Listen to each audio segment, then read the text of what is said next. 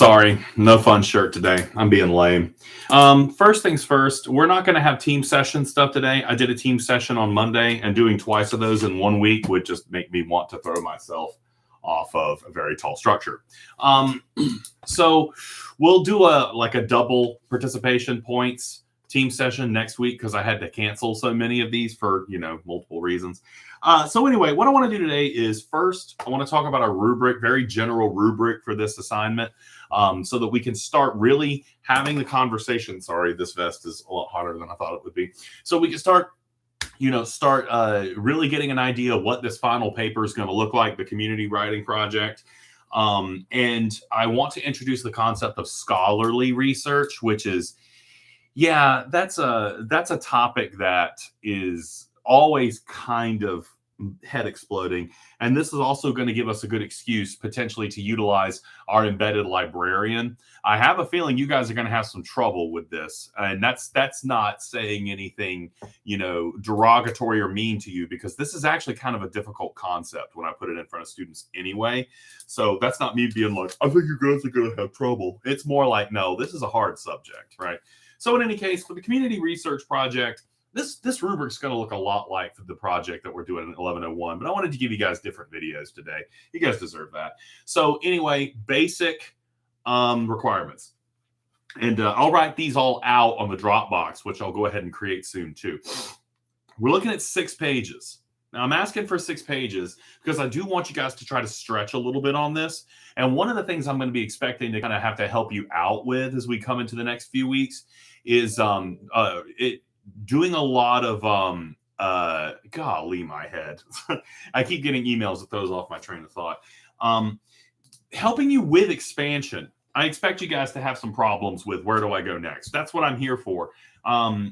That could be something we can work with in the discussion forum. So anyway, 6 pages of material. I want you to bring me at least 3 sources of information. Those sources,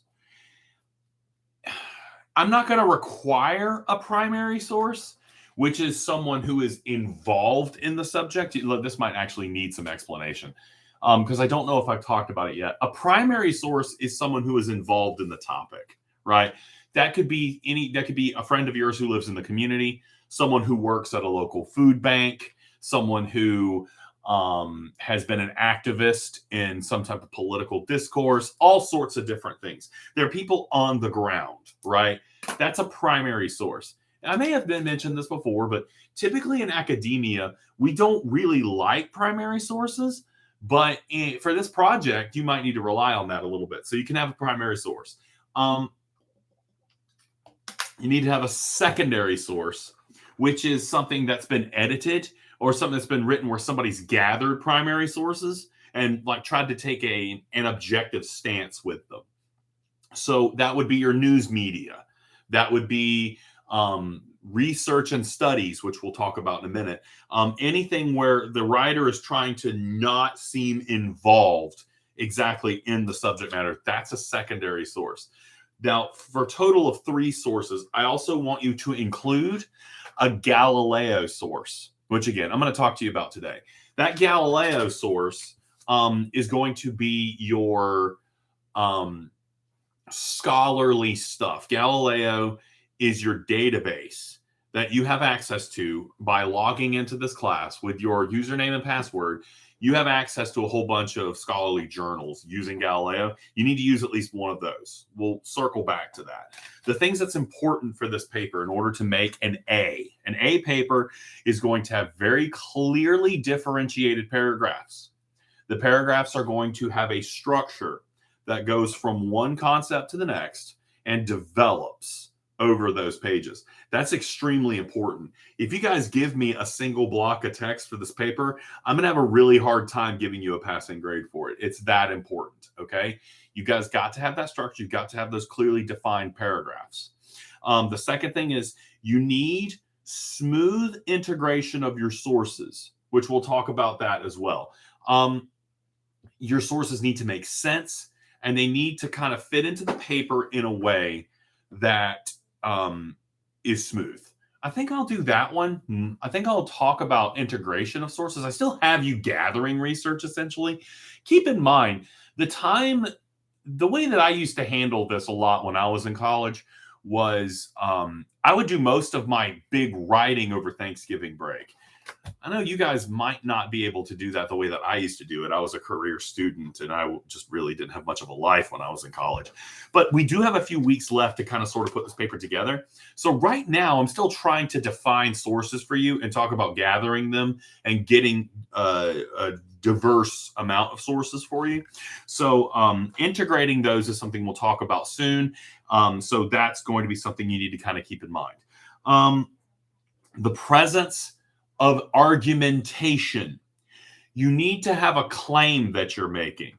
This does not just need to be you summarizing what your research says. You're not just reporting to me information.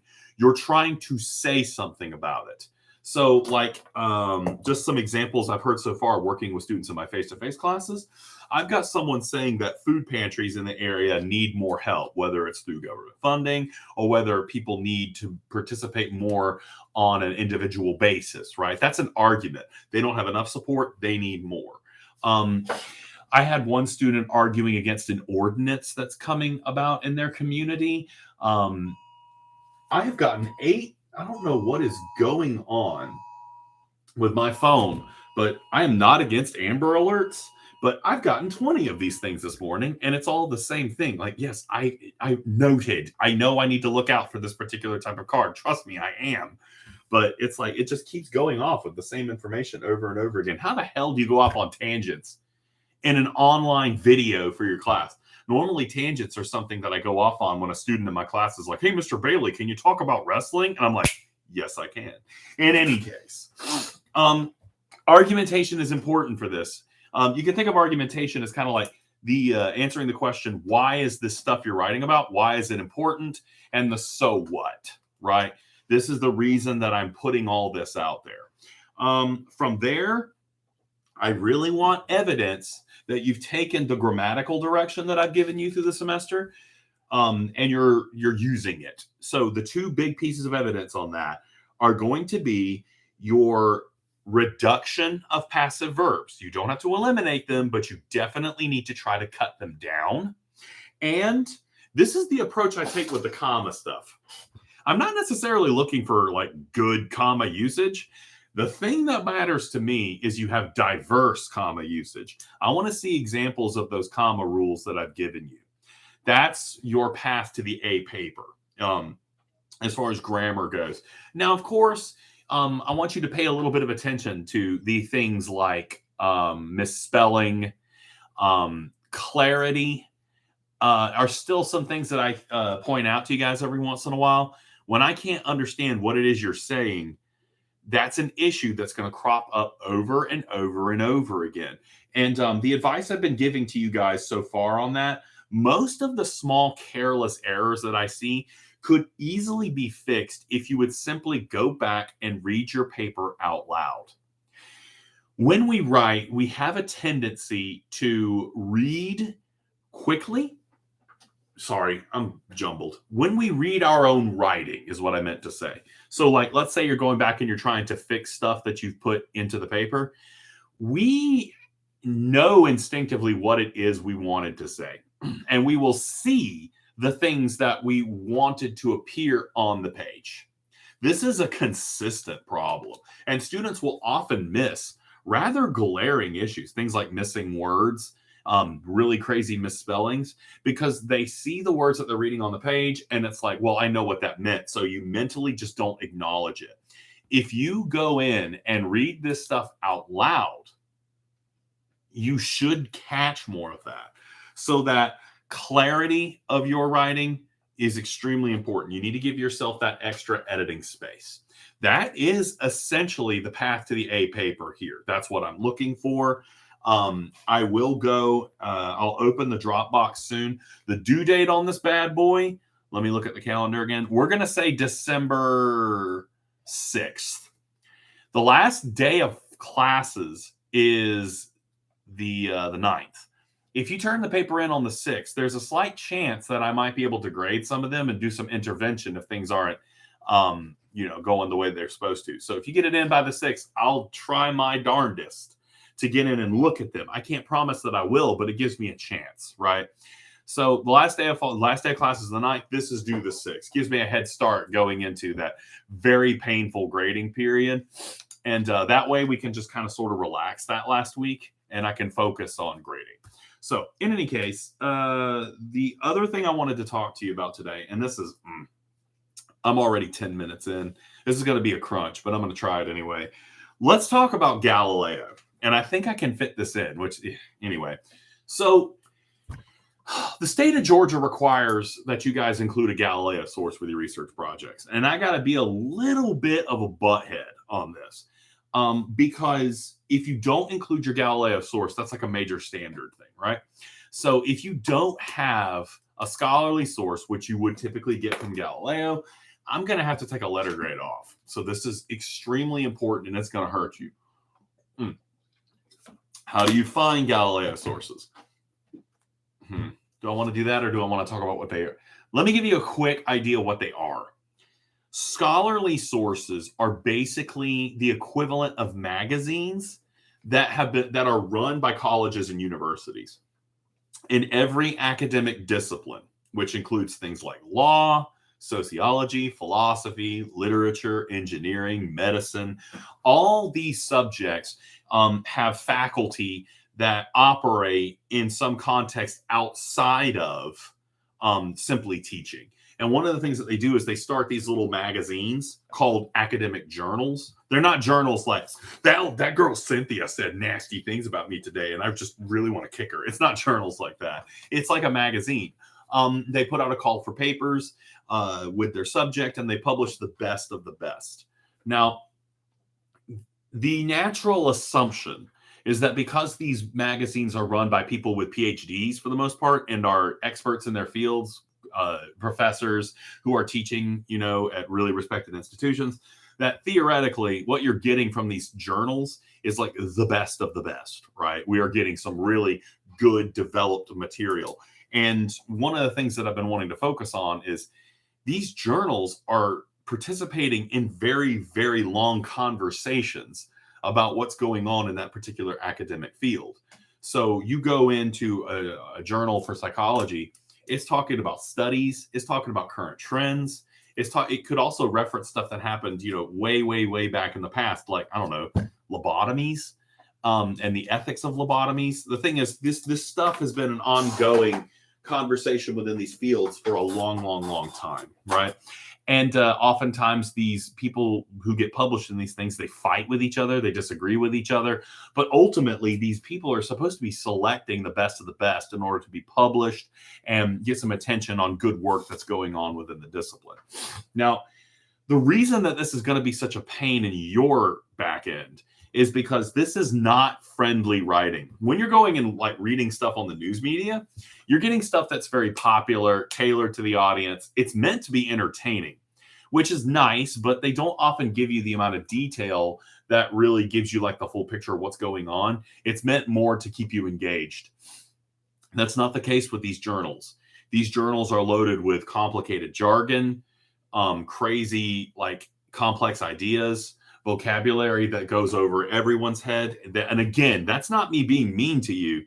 That's just the truth of it. If I were to read a journal about, engineering or quantum physics, I'm going to be reading it and I'm going to be like, too, right? It's going to go over my head. So don't panic if you feel very, very buried in this. But the point is, you got to go and you got to read some stuff and you got to find a way to utilize Galileo in the writing that you're doing now. Now, the big tactic I would recommend, it's okay to kind of shoehorn a little bit. I had to define shoehorning for my class the other night. When you shoehorn a subject, you're trying to find something that doesn't necessarily fit with your subject and integrate it in some way, put it together. So some of the examples that I've used, like take this into consideration. Let's say you're doing research on the local animal shelters and the Humane Society and stuff like that. If you find an article on Galileo from a from a veterinary journal that's talking about a rise in particular sicknesses in dogs, do you think that's something you could potentially jam into your conversation? You technically could, right? If you're writing about poverty in the Golden Isles, and there's an academic journal about the effectiveness or the lack of effectiveness in food stamps or the WIC program, yeah, that could work. The point with this is that just because it does not fit your subject directly doesn't mean it can't be useful.